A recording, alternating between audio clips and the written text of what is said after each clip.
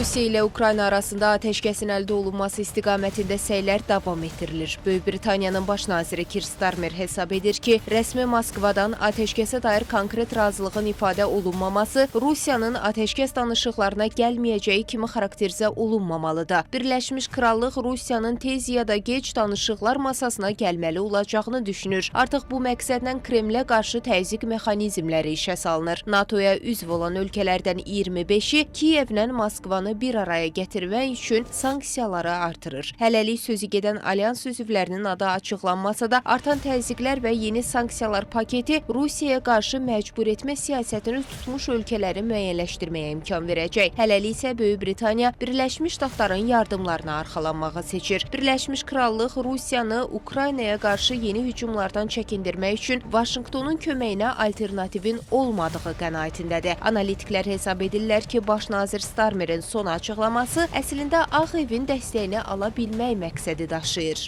İngiltere burada Avrupa'yı kaybetmeme, Amerika ile diyalog konusunda arabulucu olmak ve İngiltere tarafından yeni dünya sisteminde bir güç ve hegemon yeni sistem Batı liderliği konusunda birçok konu üzerinden değerlendirilebilir. Ancak Steinmeier'in bu yapmış olduğu hamleler pek de inandırıcı olmadığı hatırdan çıkartılmamalıdır. Birləşmiş Ştatlardan müvəqqəti atəşkəsə nail olunacağına dair müsbət siqnallar davam edir. Trumpın xüsusi elçisi Steven Witkoff'la Rusiya prezidenti Vladimir Putin arasında baş tutan qapalı görüşün məhsuldar olduğu açıqlanıb. Analitiklər isə hesab edirlər ki, görüşün müsbət keçməsi Birləşmiş Ştatların Rusiyanı razı sala bildiyi anlamına gəlmir. Burada Rusiyanın da öz şərtlərini Vaşinqtona diktə edə bildiyi göz ardı edilməməlidir. İndiyə qədər Trump administrasiyası Vladimir Putinə bir sıra güzəştlər eləyib.